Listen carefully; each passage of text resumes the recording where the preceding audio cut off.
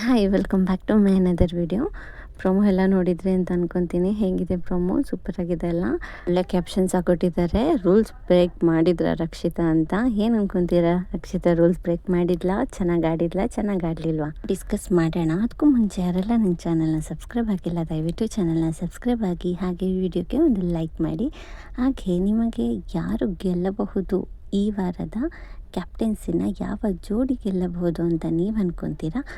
ಅದನ್ನು ನನಗೆ ಕಮೆಂಟ್ ಮುಖಾಂತರ ತಿಳಿಸಿ. ನನಗೆ ಪ್ರೋಮೋ ನೋಡಿದ ಮೇಲೆ ರಕ್ಷಿತಾ ಸ್ವಲ್ಪ ಜಾಸ್ತಿ ಹೊರಗೆ ರಿಯಾಕ್ಟ್ ಮಾಡ್ತಾ ಇದ್ದಾಳೆ. ಸಿಚುವೇಶನ್ನ ಹ್ಯಾಂಡಲ್ ಮಾಡೋಕ್ಕೆ ಬರ್ತಾ ಇಲ್ಲ ರಕ್ಷಿತಾಗೆ. ಈವನ್ ಗೇಮ್ ಚೆನ್ನಾಗಿ ಆಡ್ತಾಯಿದ್ರು ಆ ಟೆಂಪರಿಂದ ಎಲ್ಲದನ್ನೂ ಹಾಳು ಮಾಡ್ಕೊತಾ ಇದ್ದಾಳೆ, ನೆಗೆಟಿವ್ ಆಗಿ ಕಾಣಿಸ್ತಾ ಇದ್ದಾಳೆ ಅಂತ ಅನ್ನಿಸ್ತು.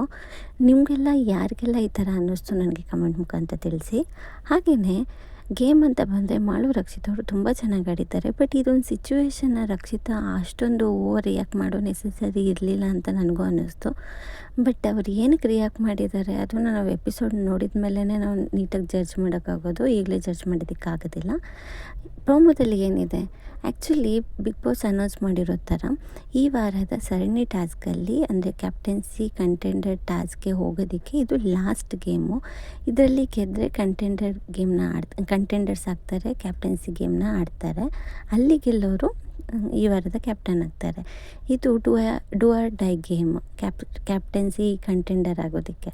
ಸೊ ಇಲ್ಲಿ ಎಲ್ಲರೂ ಅವ್ರದ್ದು 100% ಕೊಟ್ಬಿಟ್ಟು ಆಡ್ತಾಯಿದ್ದಾರೆ. ಇಲ್ಲಿ ಬಿಗ್ ಬಾಸ್ ಏನು ಮಾಡಿದ್ದಾರೆ ಅಂದರೆ, 2 ಪೋಲ್ಗಳನ್ನ ಒಂದೊಂದು ಜೋಡಿಗೂ ಕೊಟ್ಬಿಟ್ಟು ಅಲ್ಲಿ ಸ್ವಿಮ್ಮಿಂಗ್ ಪೂಲಲ್ಲಿ ಬಾಲ್ಸ್ಗಳನ್ನ ಹಾಕಿದ್ದಾರೆ. Different sizes balls. ಆ ಬಾಲ್ಸ್ನ ಎತ್ಕೊಂಡು ಹೋಗ್ಬಿಟ್ಟು ಅವರಿಗೆ ಕೊಟ್ಟಿರೋ ಸ್ಥಳದಲ್ಲಿ ಹಾಕಬೇಕು. ಆ ಪೋಲ್ದು ಯೂಸ್ ಮಾಡಿಕೊಂಡು ಒಬ್ಬರು ಪೋಲ್ನ ಇನ್ನೊಬ್ಬರು ಮುಟ್ಟ ಹಾಗಿಲ್ಲ. ಅಂದರೆ ಜೋಡಿಗಳಲ್ಲೇ ಈಗ ಮಾಳು ಪೋಲ್ನ ರಕ್ಷಿತಾ ಮುಟ್ಟಂಗಿಲ್ಲ, ರಕ್ಷಿತಾ ಪೋಲ್ನ ಮಾಳು ಮುಟ್ಟೋ ಹಾಗಿಲ್ಲ. ಮತ್ತು ಅಲ್ಲಿ ಬಾಲ್ಸ್ ಅಷ್ಟೇ ವೇರಿಯಸ್ ಸೈಜಸ್ ಇದೆ. ಆ ಸೈಜಸ್ಸಲ್ಲಿ ಚಿಕ್ಕ ಸೈಜಿಗೆ ಜಾಸ್ತಿ ಪಾಯಿಂಟ್ಸು, ದೊಡ್ಡ ಸೈಜಿಗೆ ಕಮ್ಮಿ ಪಾಯಿಂಟು, ಆ ಥರ ಇರ್ಬೋದು ಮೇ ಬಿ. ಯಾಕಂದರೆ ಇಲ್ಲಿ ಗಿಲ್ಲಿ ಮತ್ತು ರಕ್ಷಿತಾ ಚಿಕ್ಕ ಬಾಲ್ನೇ ಟಾರ್ಗೆಟ್ ಮಾಡ್ತಾ ಇದ್ದಾರೆ.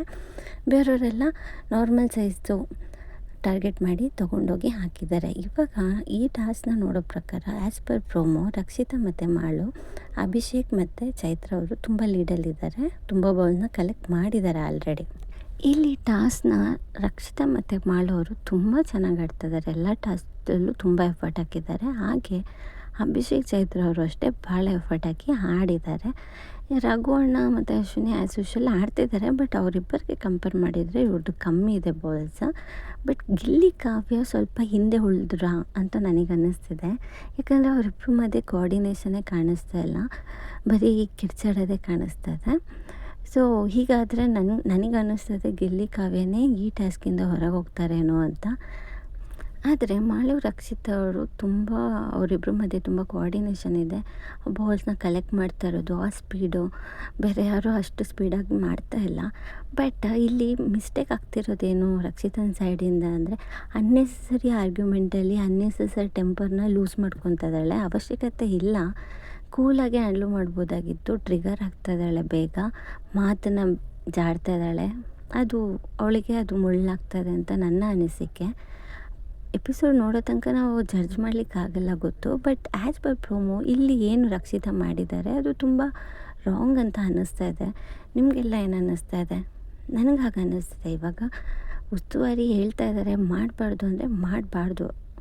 ಇಲ್ಲ ನಾನು ಅದನ್ನೇ ಮಾಡ್ತೀನಿ, ಏನಾಯಿತು ಹೇ ಅಂತ ಈಗೆಲ್ಲ ಆ ರಿಯಾಕ್ಷನ್, ಹೇ ಅನ್ನೋ ರಿಯಾಕ್ಷನ್ನು ಸರಿ ಇಲ್ಲ. ಮುಟ್ಬೇಡ ಅಂದಾಗ ಮುಟ್ಬಾರ್ದಾಗಿತ್ತು. ಇಲ್ಲಿ ನೆಗೆಟಿವ್ ಮಾಡ್ಕೊತಿದ್ದಾಳೆ. ಆಲ್ರೆಡಿ ಈ ವೀಕಲ್ಲಿ ರಕ್ಷಿತಾ ನಾಮಿನೇಷನಿಂದ ನೆಗೆಟಿವ್ ಆಗಿದ್ಲು. ಬಟ್ ಎಪಿಸೋಡಲ್ಲೂ ನೆಗೆಟಿವ್ ಆದರೆ ಅವಳಿಗೆ ಕಷ್ಟ ಆಗುತ್ತೆ. ನೀವೇನಂತೀರಾ? ಇದು ನನ್ನ ಪರ್ಸ್ನಲ್ ಒಪಿನಿಯನ್.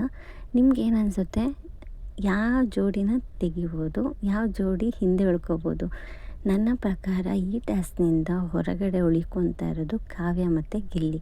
3 ಜೋಡಿ ರಕ್ಷಿತಾ, ಮಾಳು, ರಘು, ಅಶ್ವಿನಿ ಹಾಗೆ ಅಭಿಷೇಕ್ ಮತ್ತು ಚೈತ್ರ ಅವರು ಕ್ಯಾಪ್ಟನ್ಸಿ ಕಂಟೆಂಡರ್ ಗೇಮ್ ಆಡ್ತಾರೆ. ಬಟ್ ಗಿಲ್ಲಿ ಕಾವ್ಯ ಇಲ್ಲಿ ಅವರೇ ಗೇಮಿಂದ ಹೊರಗಡೆ ಬರ್ತಾರೆ. ಯಾಕಂದರೆ ಅವ್ರ ಕಡೆ ಬಾಲ್ಸ್ ಕಮ್ಮಿ ಇರುತ್ತೆ.